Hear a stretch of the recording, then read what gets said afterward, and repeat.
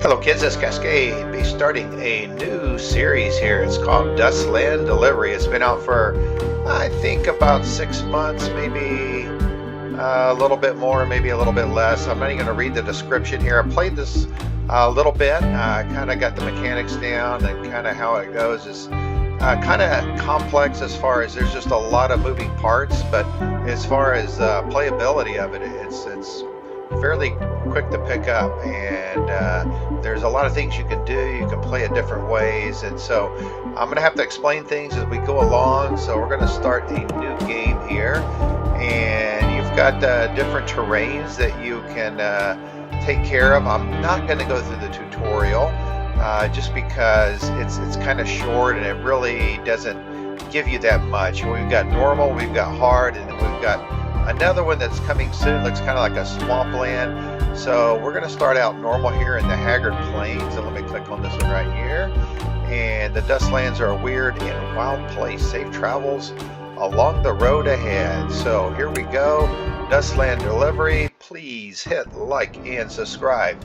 So the first thing that we get to do is create our character, and I'll try to explain everything as best I can. And we may not get on the road today. It's a two-dimensional game. You're driving around the semi-truck. It's a post-apocalyptic world. There's zombies. There's different factions. There's trading. You can even have your own base that you have to keep up with and trade with other people. And you get to have multiple characters, so you kind of have your own team that you can build. So it's that particular aspect of it I really like.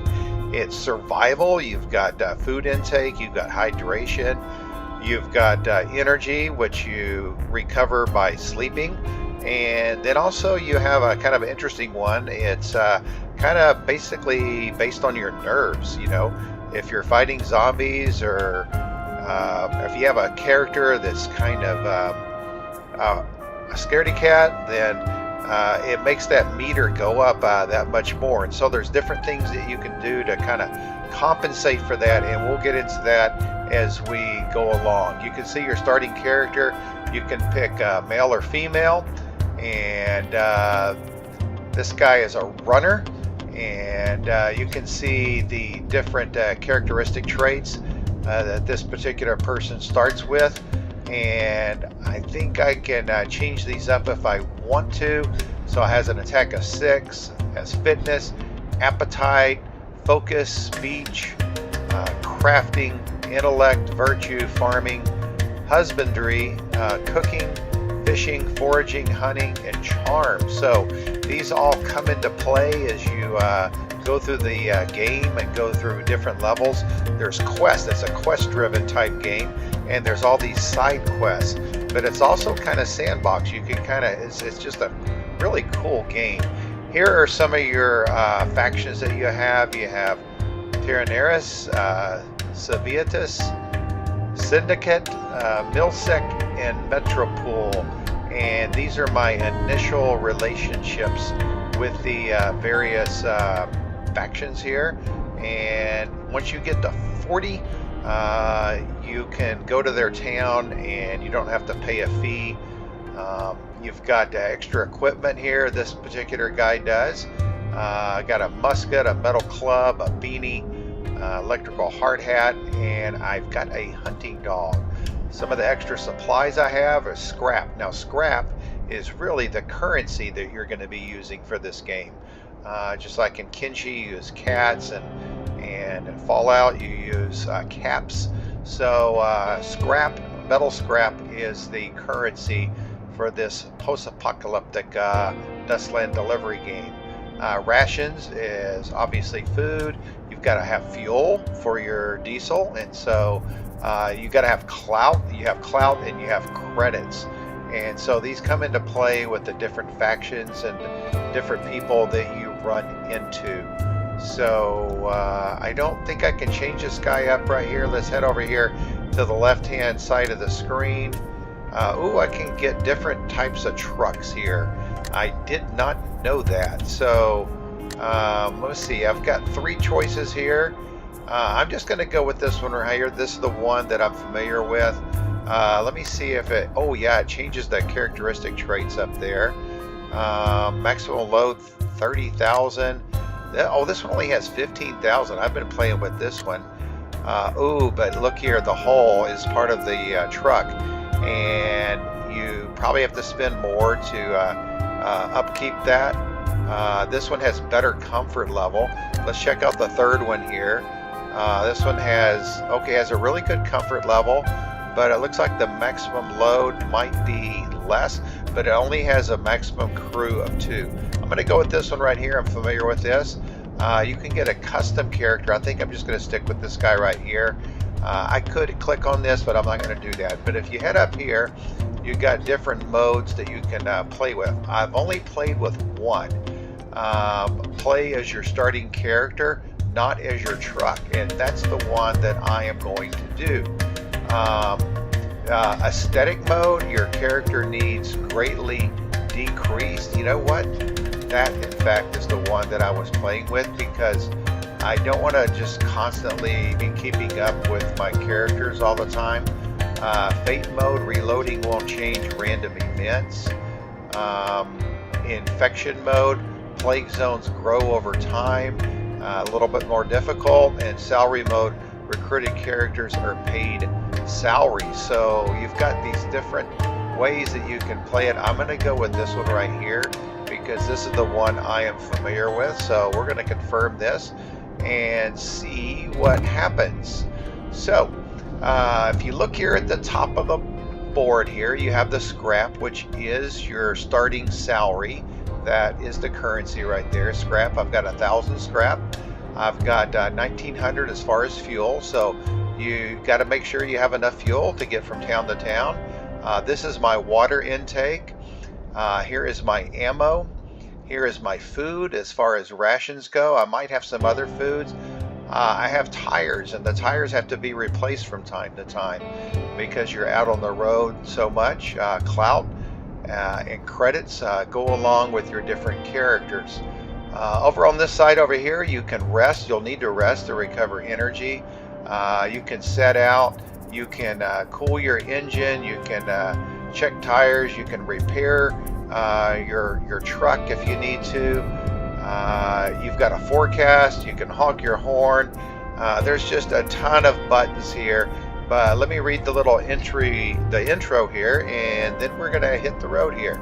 And so it begins. Until today, you are just another ordinary Dustlander, a small-time merchant in Valleyville. It was a simple life, but a comfortable one. You never saw the Dustland with the cynicism others seem to. Looking out into the vast world you had hardly set foot in, you saw opportunity and adventure, an unknown waiting to be known. One day you decided you weren't going to waste any more time, and you sold all your worldly possessions to buy a truck. You just picked up your truck from a dealership outside the city, and now it's time to return to Valleyville to get the rest of your belongings. So let's hit the road here, and we're gonna start. And our main story right now, our first adventure is to visit Valleyville. So we'll confirm that. I'm going to hit this little button over here. You can see you have a lot of buttons over here. You've got an automation button. You've got a crew button for when you get a crew. You pick up extra members for your team. You've got the different factions. I'll click on that one right there. And I haven't joined one yet. I think you've got to get to like 100. But I have never even approached that. You see I have a -5 with Metropool, and my best two are Tyranneris and Civitas, and then the other two are at 10. So we click on the task here, we can see our main quest is to head to Valleyville to pick up the rest of your belongings. And so you hit the locate button here. Here's my truck right here. So if I want to go here, I will right click right here, and there's just if you like hover your mouse over this city right here, Valleyville, it'll tell you what services they have there. They have a bar, a store, a library, a repair shop, a rental storage, and they have all those different tradable items. The things that are in red there, the needs, if you have those, you can sell them for an elevated price. The green stuff is what they produce, so you can't really get an elevated price for that. Virtue required is 8, and I think I have 10 starting out. I have no items stored there. This is the faction of Terraneris. And let's see, we're gonna head there. That's gonna be our, so let me right click on this right here, and we will depart and be off. And here we go. We can check the forecast. In 6 hours snow. And not long after setting out, you remember a story an old timer once told you about some hapless trucker who got so tired while driving through the Dustlands that he fell asleep in the middle of the plague zone. The infected didn't let him sleep for very long. You think it might be wise to hire some help once you get to the city. Hint, you can hire new crew members at the bar. So that makes sense, and that's what we're gonna do. And we are paused right now. We can hit set out again and we would take off. But we've got guns. You have guns in your inventory, but you haven't equipped them yet. So let's go to my character right now. This is my driver, and so I can hit this empty slot right here. And you see he has to eat, he has to drink. I can drink coffee. This helps me stay awake obviously longer, and the alcohol is actually very helpful. If my guy gets too stressed out, I can drink some alcohol. He'll get drunk, but it will decrease his stress level. So here are the 4 main things that we need to keep track of. We need to keep track of the hunger, fatigue. We do that by sleeping, our stress level, our thirst level, and these different characters. My guy's name is Bernie. I'm just going to keep it at Bernie. These 4 different things you have to keep track of, along with your truck and how your truck is doing. And you can see all these different attributes that my guy has right here.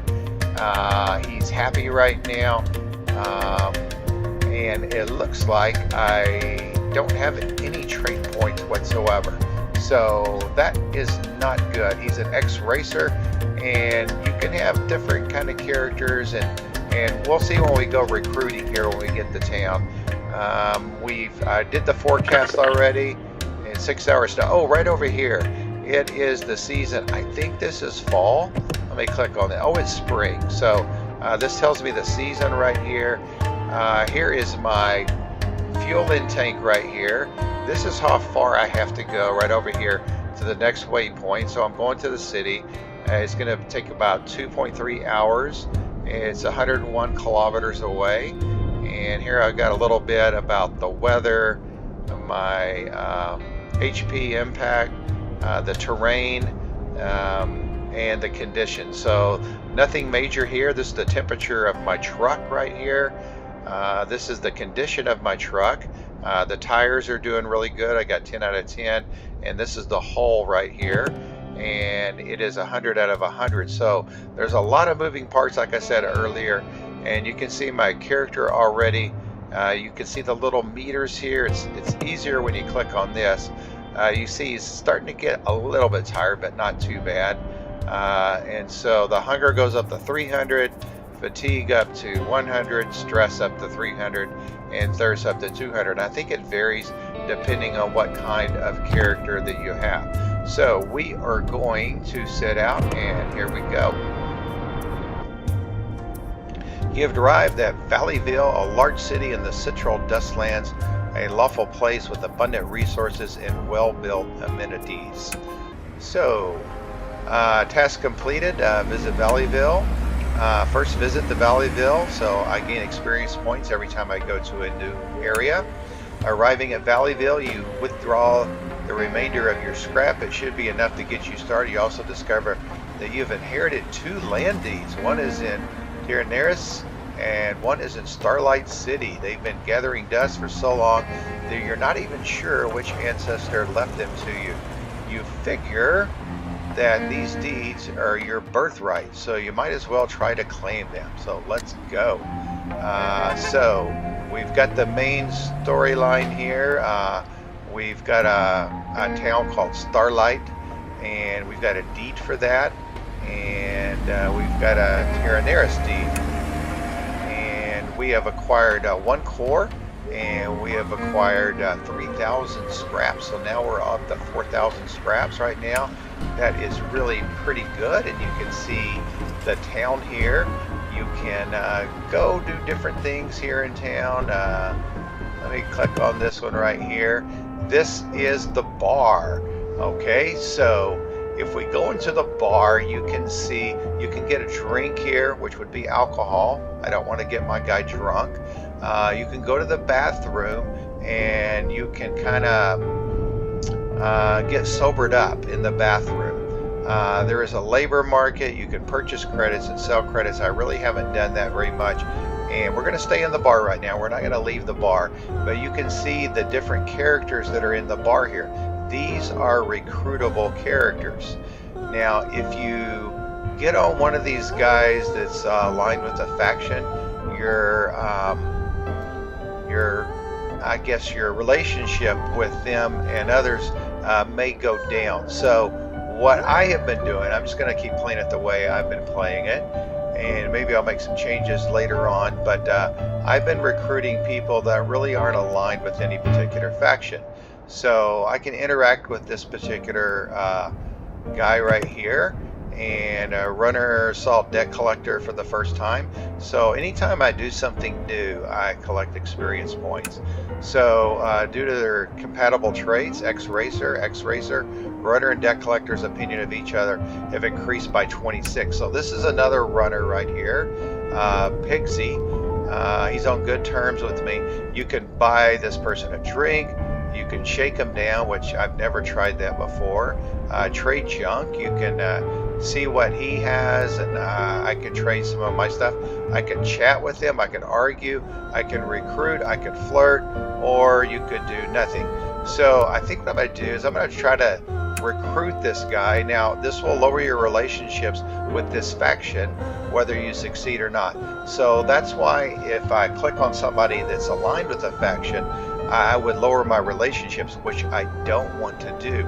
So I'm going to confirm, because this particular person is not aligned with any particular faction. That's why I picked the person that said no faction. So let me confirm this.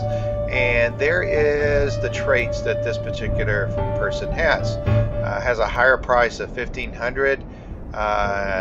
So the more people you get in your crew, the better, because you have to do some fighting against zombies, and it really helps you with the different characteristic traits that they have.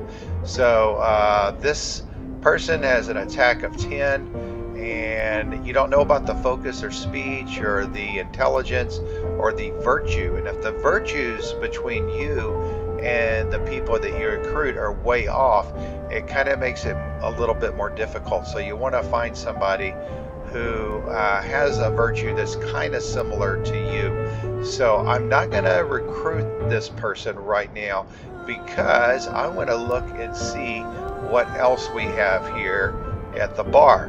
So it looks like everybody is aligned with the faction. Now, here's a guy right here. So I'm going to interact with this particular broker, and it says no faction there. So let's interact with this guy and pick up a little experience points here. Compatible traits, opinions have increased by 24. Can try to recruit him. Again, my relationship with the faction won't go down because he's not aligned with anybody. Now, this guy doesn't have any question marks. He's got really good crafting, which is excellent if you're going to have this person go to your particular town. So this guy is not a very good fighter. Some of the things I've been trying to look for is crafting. I think is a really, really good one. Speech is really good. Intelligence is good, and of course attack is good. You want to have some good people on attack when you're traveling around the Dustland here.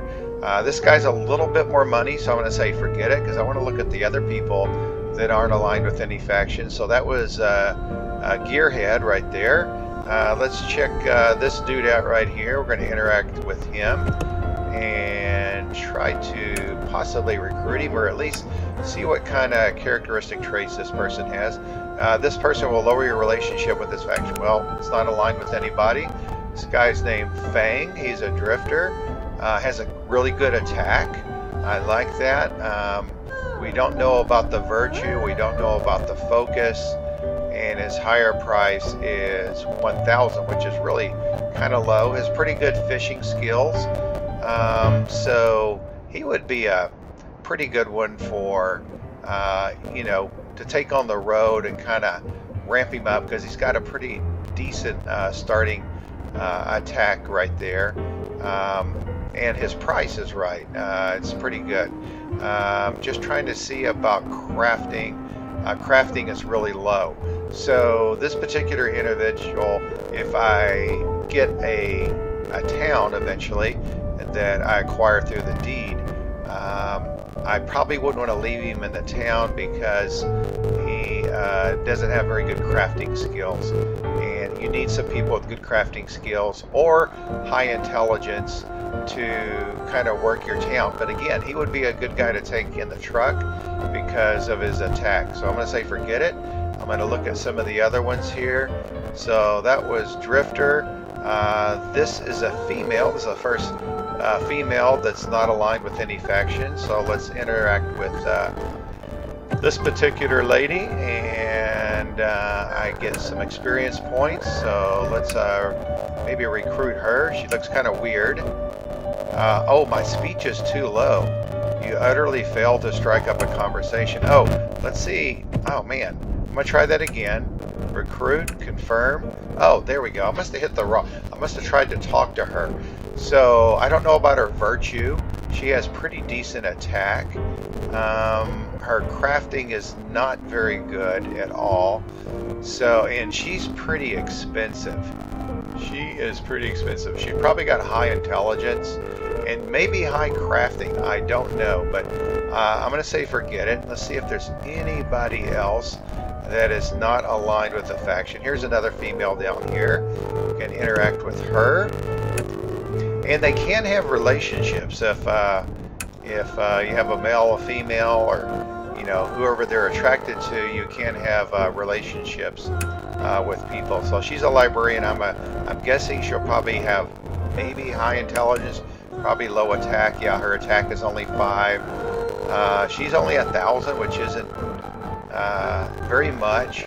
Like I said, I think she probably has high intelligence, probably pretty good virtue and speech and focus. These will probably be her high traits right here. Her crafting, I don't know. It's kind of a wild card with her. So forget it. Let's see who else we have here. Anybody else? You know who I'm going to get is I'm going to get this dude that I think it's this first guy right here, and I think it's him. And you got robots you can recruit too. So this is a female robot, and I don't know how that works, but I'm gonna get the one that had the high crafting skill. So let's see if we can recruit this kind of a weird looking dude here. Let's see, is this the one? No, this is not the one. So forget it. It was the next one down that we talked to. I think it was Gearhead. So let's interact with Gearhead here. Let's try to recruit him.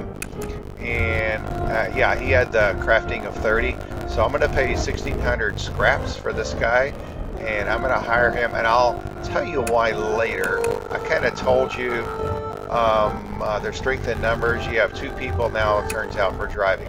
So I'm going to click off of this, and now I've got this dude right here, Feng, who is a gearhead. He's an X-Racer too, so we have a really good relationship, plus 24, plus 24 right here between the two of us. So let me see. I could give him this musket. I'm not going to do that. I'm going to save that for my guy. Attachments, there's nothing here as far as that goes. Melee, I'm going to save that for my guy. I've got a metal club here.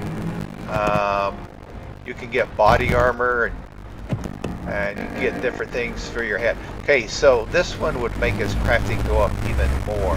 So I'm going to use this for him because he's already pretty good at crafting, and I want to make him go up even higher. Now he's at 36 for crafting, which is really, really good. He's probably not going to be a great fighter. He does have a half decent defense of 13% right now, but his attack is pretty weak at 6. Now you can increase these attributes down here, and you do that by buying books. And you can buy books in towns that have libraries, and there's a library right here, and we're still here in this particular town, Valleyville, and I think I'm gonna have to just kind of go over some other stuff later, but I think I'm gonna sign out right now with Dustland Delivery. Please hit like and subscribe. I'm really excited about this episode and episodes to come, so hit like and subscribe. And until next time, I hope your day is a great one.